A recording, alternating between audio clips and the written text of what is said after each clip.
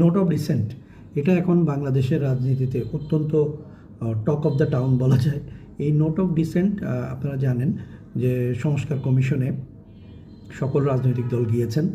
এই রাজনৈতিক দলগুলোর মধ্যে সকলেই নোট অফ ডিসেন্ট দিয়েছেন। বাংলাদেশ জাতীয়তাবাদী দল বিএনপিও নোট অফ ডিসেন্ট দিয়েছেন, জামায়াত ইসলামীও নোট অফ ডিসেন্ট দিয়েছেন, এনসিপিও নোট অফ ডিসেন্ট দিয়েছেন। এই নোট অফ ডিসেন্ট সকলেই দিয়েছেন, কিন্তু কারো নোট অফ ডিসেন্ট নিয়ে কোনো কথা হচ্ছে না। নোট অফ ডিসেন্ট শুধুমাত্র বিএনপিটি নিয়ে কেন কথা হচ্ছে?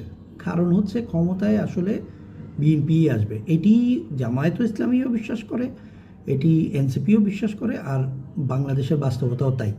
তো খুব স্বাভাবিকভাবেই বিএনপি কী নোট অফ ডিসেন্ট দিচ্ছেন সেটির দিকেই সবার নজর থাকবে।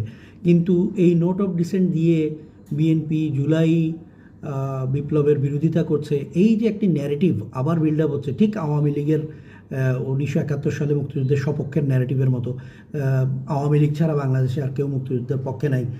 শহীদ প্রেসিডেন্ট জিয়াউর রহমান বীর উত্তম হওয়ার পরেও তাকে রাজাকার বানাই দেওয়া হয়েছে। এই যে ন্যারেটিভ আওয়ামী লীগ গত 50 বছরে তৈরি করেছিল, ঠিক এখনও গত 12 মাসে একদম হুবহু সেম ন্যারেটিভে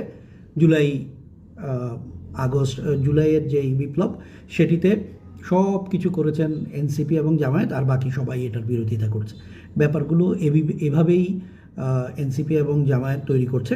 তো সেই দিক থেকে আসলে ফ্যাসিবাদের কোনো পতন হয়নি। ফ্যাসিবাদ হাসিনার অনুপস্থিতিতে অন্য নামে এখন চলছে, যেটি সামনের দিকে এগিয়ে চলছে। আমাদের দেশের জনগণের সকলের উচিত এই যে ফ্যাসিবাদী মন মানসিকতা, সেটার বিরুদ্ধে রুখে দাঁড়ানো।